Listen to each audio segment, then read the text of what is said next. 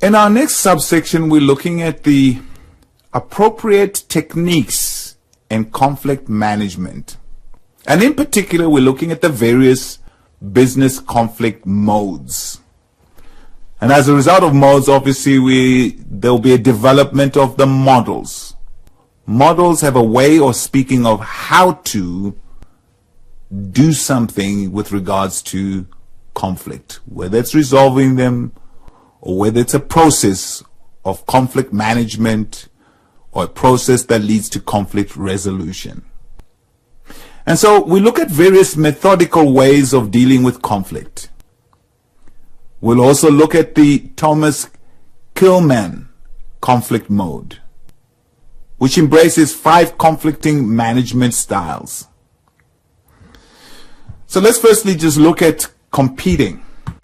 Characterized of competing, we're talking about forcing or rather aggressive against the resistance of the other party.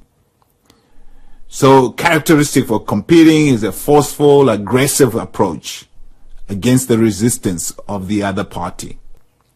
It could be a pursuit of personal interests ahead of the other parties. So my interest is more important than the other people that I'm in conflict with. What are the advantages of it? Well, it tends to seek quick resolution. In a competing and compelling environment, the advantage will be seeking quick resolution. At times it can be an enhancement of self-esteem, drawing respect in the face of resistance. And so in a particular example could be putting across what you believe in and your values assertively so that the other party knows exactly where you stand regarding what you believe and your values. Well, what are the limitations? The limitations that could be, it could adversely impact relationships in future. In particular, if you're trying to develop a relationship with the other party at hand. It may cause opposition to react in an aggressive manner. So if your stimulus is aggressive, it could be countered by the other party as also them wanting to show aggression. It requires a lot of energy and can become an exhausting exercise when we want to deal with conflict in this manner. Let's look at the mode of collaborating. What characterizes collaborating? Collaborating is really centered around problem solving and confronting, resulting in a win-win solution. The win-win solution concept is very important because it creates opportunities to engage again and to be referred by the other party to other people because it has created value for everybody at stake. Conflict resolution becomes an opportunity for mutual benefit, in particular the outcomes of that conflict resolution. It is also characterized by a high level of trust, importance of long-term relationships. So if you want to build long-term relationships, collaborating is a mode that's conducive to positive conflict resolution. Well, what are the advantages of collaborating? Well, mutual trust and respect is developed in solving the conflict and looking at a win-win outcome. And by the way, it's less stressful. Another advantage can be that there's shared responsibility in the outcome, with reputation as a good negotiator. So in other words, if two negotiators come to a point where there's possible conflict and they apply collaborating as a mode of dealing with the conflict, they may walk away with the responsibility and reputation as good negotiators. Well, what are the limitations when it comes to collaborating? Well, it requires commitment from all parties involved. And not always in conflict, other parties may always want to show that kind of commitment. So we've got to kind of be on an equal level or a keel where we share the same energies when it comes to commitment. A limitation may be more time and effort is required than the other methods that are applied in conflict resolution. It may not be practical if time for collaboration is limited. So in some conflicts we have to make decisions very quickly or agreements very quickly. So this win-win collaboration environment will obviously require time. And if time is limited, it becomes a limitation on collaborating. Another limitation is if trust is lost, relationships revert to the other modes of resolution. So at the epicenter of collaborating, trust becomes key and critical.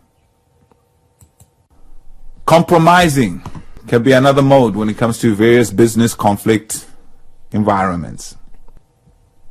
This is characterized by an expedient and mutual acceptable solution satisfying all parties involved. This usually is good or prevalent when collaboration or competing has failed to work. Let's look at the advantages of compromising. Well, the resolution is quicker to implement. It's practical when time is of the essence or time is an issue. Temporary solutions or solution when looking for a win-win solution. It eases tension and stress resulting from the conflict. What are its limitations? It may result in a lose-lose situation, meaning both parties aren't able to embrace in a process that brings out a positive outcome. They're not willing to engage, so people walk away from it.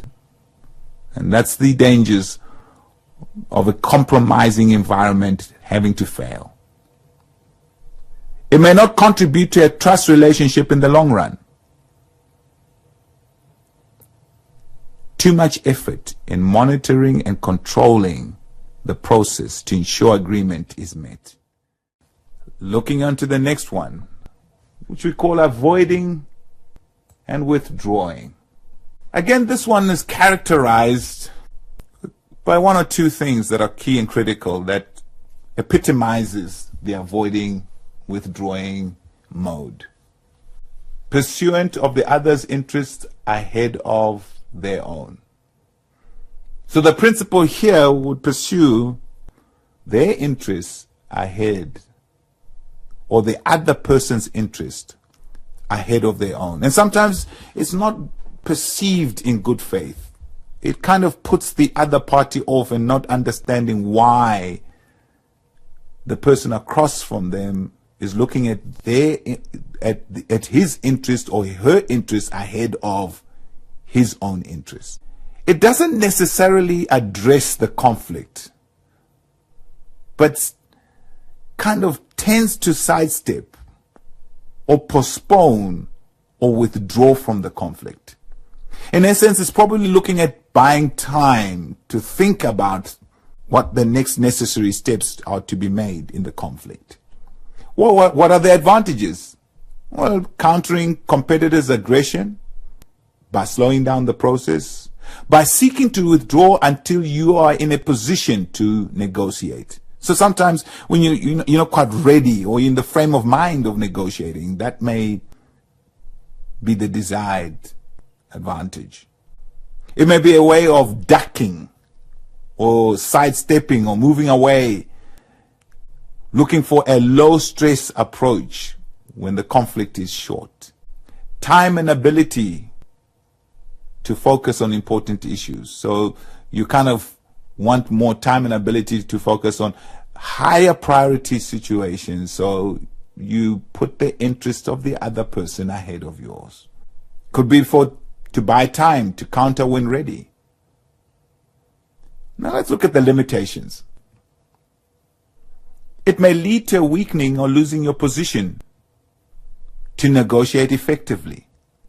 So you're standing within the negotiation process or in the conflict arena, maybe somewhat weakened with the possibility of losing your position. Another limitation will be where multiple parties are involved. You may lose face, impacting negatively on the potential future relationship you may have sought to have with the parties involved. And so the parties would perceive the potential of possibly future business or future relationship as not quite what they were looking for. And so it could have a negative impact in that regard. We can look at another mode which talks about accommodating. This is also known as smoothing, accommodating others' concerns at your personal expense. Well, what are the advantages? Well, here one is seeking to protect more important interests than the ones at hand in the conflict at hand. It allows you or one to buy time for opportunity to reassess the situation from a different perspective. What are the limitations? Risk can be abused, as opposition looks to take advantage of your offer to accommodate. It can affect your confidence to respond to an aggressive opponent. It may become difficult to transition towards a win-win solution in future. It may be off-putting to your opponent. Let's end off with just a quick summary of the modes. And we look at the 5 conflict handling types that we've looked at and what they mean. What does it mean? Well, in the first one, we talked about competing. This is where you win, but your opponent loses. That's not really good, particularly in a negotiating environment. What it means is that you've been the aggressor, they've been passive. And so the scope for future business or relationship diminishes because they're unlikely to want to engage you again in the future. The second conflict handling type that we looked at was collaborating. Here you win and your opposition also win. This is healthy. It's an assertive position for both sides, meaning that you can engage again and do another transaction that's similar, and there is the possibility of your opponent even referring you to other people. The third one is compromising. Neither wins, meaning that there's no willingness to engage. Fourth one is avoiding and accommodating. I lose, you lose. Pretty similar outcome in terms of compromising. We're not willing to engage. We have different ranges of negotiation and interests. There's nothing that intersects our interest. And so we're on 2 different wavelengths. And so we're not be able to come to meet because there's no common ground. The last one, which was accommodating, is I win, I lose, you win. You become passive. Your opponent is aggressive.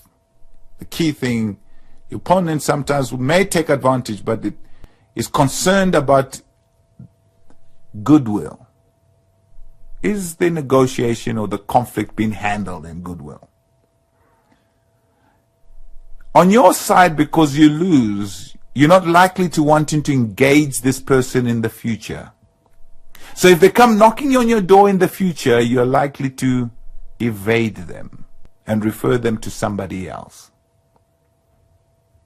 And so the energies that would have been used to come to an agreement pretty much ends and settles it there and stems the likelihood that you would do anything in the future. And that concludes our various business conflict modes, which can be effectively applied when it comes to the appropriate techniques in conflict management.